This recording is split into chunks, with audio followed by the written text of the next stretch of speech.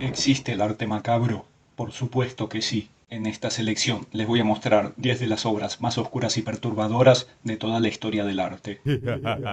Los que son de espíritu sensible deben dejar de mirar el video ahora mismo. Los que continúen se harán cargo de sus propias pesadillas.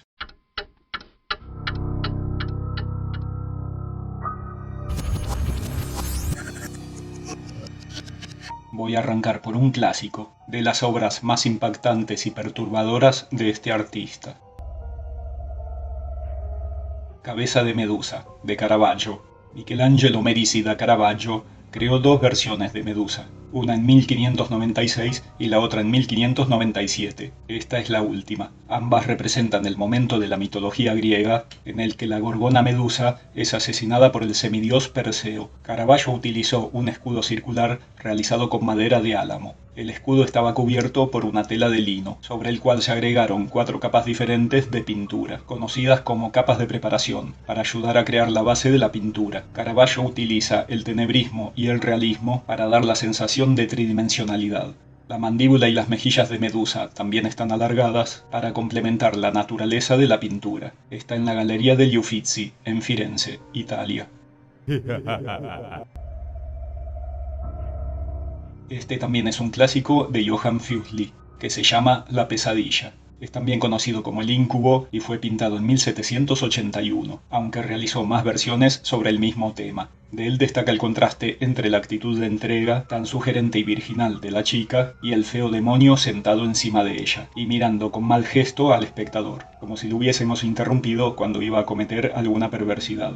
La representación sexual y onírica e inquietante de la pasión y el deseo en la obra de arte fue un tremendo triunfo comercial. Tras su exposición inicial en la Real Academia de Londres en 1782, los críticos respondieron con aterrorizada curiosidad. La pieza adquirió enorme renombre. Está en el Instituto de Arte de Detroit, en Estados Unidos. Esta es quizás de las obras más livianitas de esta serie. Es de Arnold Böcklin y se llama La Isla de los Muertos. Böcklin produjo varias versiones de la pintura entre 1880 y 1886. Todas las versiones de la Isla de los Muertos representan un islote rocoso y desolado visto a través de una extensión de agua oscura. Un remero maniobra un bote desde la popa. Se ve una figura de pie vestida completamente de blanco. Justo delante de la figura hay un objeto también blanco, comúnmente interpretado como un ataúd. El pequeño islote está dominado por un denso bosque de cipreses, altos y oscuros. Estos árboles son asociados por una larga tradición con cementerios y lutos. Muchos han interpretado que el remero representa al barquero Caronte, quien transportaba almas al inframundo en la mitología griega. Esta obra pertenece a Edvard Munch y se llama Amor y Dolor. También a este cuadro lo han denominado vampiro, pero no por Munch, sino por un amigo del artista. La pintura muestra a una mujer con largos cabellos rojos besando a un hombre en el cuello, mientras la pareja se abraza. Aunque muchos han visto en ello a un hombre encerrado en el abrazo torturador de un vampiro, Munch siempre declaró que no mostraba nada más que a una mujer besando a un hombre en el cuello. Pero aún así, la imagen se popularizó, dejando lugar a interpretaciones mucho más oscuras. Tal vez esa ambigüedad en la interpretación es lo que le da ese aire perturbador. El artista pintó 6 versiones diferentes del tema en el período entre 1893 y 1918. 3 de las versiones se encuentran en el Museo Munch de Oslo y otras en el Museo de Bellas Artes de Gotemburgo.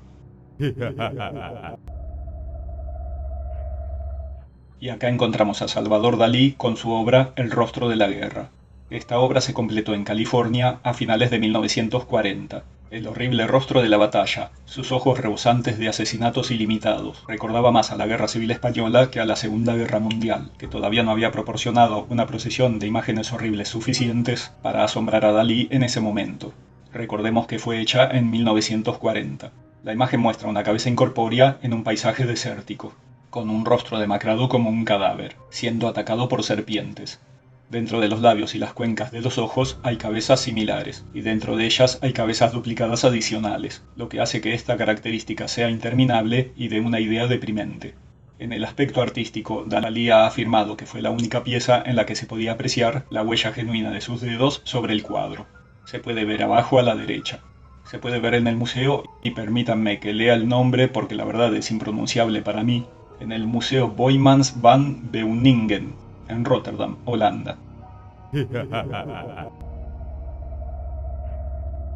La siguiente obra es de Peter Paul Rubens y se llama Saturno. El cuadro respondía a un encargo de Felipe IV de España. Serviría después de inspiración a Goya para que pinte su versión. La escena es conocida. Cronos, posteriormente llamado Saturno por los romanos, tenía la fea costumbre de comerse a sus hijos, literalmente, porque su madre le había profetizado que uno de ellos acabaría destronándolo. Muestra la influencia de Miguel Ángel en Rubens. Se puede ver en el tratamiento de los cuerpos, y más allá del evidente dramatismo que transmite la obra, hay un detalle bastante particular. Las tres estrellas en la parte superior de la pintura representan el planeta Saturno descrito por Galileo unos años antes de culminar la pintura. La estrella central es el mismo planeta, mientras las otras dos representan lo que Galileo pintó eran otras estrellas. En realidad se trataba de los anillos alrededor del planeta, que no pudo distinguir con claridad porque su telescopio no era lo suficientemente potente. Está en el Museo del Prado en Madrid, España.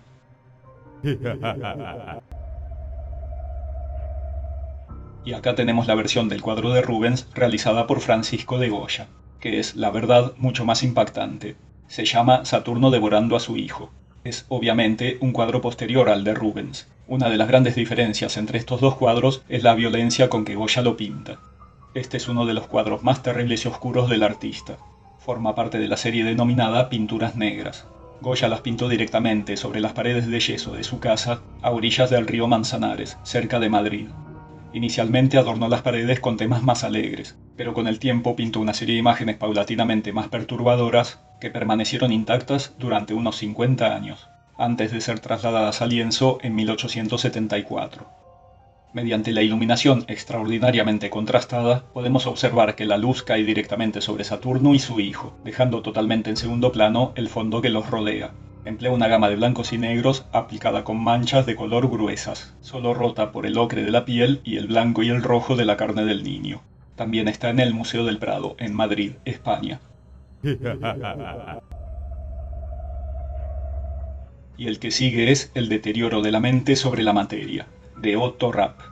Otto Rapp es un artista austríaco nacido en 1944. El cuadro fue pintado en 1973 y representa una cabeza en descomposición que deja ver una jaula de pájaros, lo cual simboliza la pérdida del razonamiento humano. Con fuerte tendencia surrealista se ve claramente la influencia de Dalí. Acrílico sobre tela, con colores tierra, da la sensación de un espacio cerrado y claustrofóbico.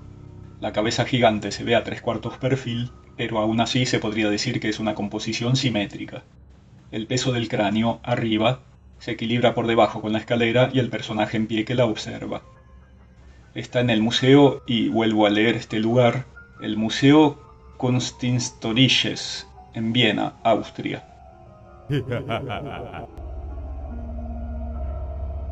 El siguiente cuadro es de Artemisia Gentileschi, que se llama Judith decapitando a Holofernes. Gentileschi lo pintó en 1620. Pintar la decapitación del general asirio Holofernes por la viuda Judith estaba de moda en los siglos XV y XVI. La versión de Artemisia se inspiró en la obra maestra de Caravaggio, pero mostró una lucha más violenta y física. Su Judith está más decidida a cortarle la cabeza a Holofernes. Gentileschi se utilizó a sí misma como modelo para la heroína bíblica, y a su mentor Agostino Tassi como modelo para Holofernes. Había sido violada por su mentor poco tiempo antes, y a raíz de eso la artista pintó esta obra. El acto de la decapitación ocupa el centro de la escena. La composición en general es de tipo triangular, por eso ubicó a la doncella, que al parecer nunca participó. Según la historia tradicional, estaban solos Judith y Holofernes. Está en el Museo Capodimonte en Nápoli, Italia. Y por último vuelve a estar Goya con su serie de grabados Los desastres de la guerra. Fueron realizados en el año 1823. Es una serie de grabados referida a la Guerra de la Independencia ante la invasión napoleónica. Realizó 82 grabados en total. Goya fue testigo de primera mano de algunas de las atrocidades que, como en toda guerra, se cometieron, y las retrató con toda su crudeza. Grande hazaña con muertos es la última imagen de esta serie, en la que el pintor recrea una escena de máxima violencia. Estas estampas subrayan la práctica habitual durante la guerra de mutilar los cadáveres para restarles cualquier traza de humanidad, algo que se aplicaba especialmente a los traidores. El título de la obra, como sucede en otros grabados de la serie, es crítico, incluso irónico. Goya exclama «grande hazaña», aunque obviamente es cuestionable la hazaña de estos actos tan brutales. El grabado mide 18 por 22 centímetros aproximadamente, y las técnicas utilizadas fueron agua fuerte, agua tinta, punta seca, buril y bruñidor. Y estas fueron 10 de las obras más perturbadoras y macabras de la historia del arte. Por supuesto es una selección aleatoria, hay muchas más obras de este tipo, de este género, pero me pareció que estas 10 podían graficar y podían ser representativas de lo que quería transmitir. Y esto fue todo, como siempre les pido, se pueden suscribir, dar un like, comentar, compartir el video, y si quieren colaborar económicamente con muy poco dinero, les dejo los links de Cafecito y de PayPal, Cafecito para Argentina, PayPal desde el exterior, también se los dejo en la descripción y en el primer mensaje. Les mando un abrazo grande y será hasta el próximo contenido. ¡Chao!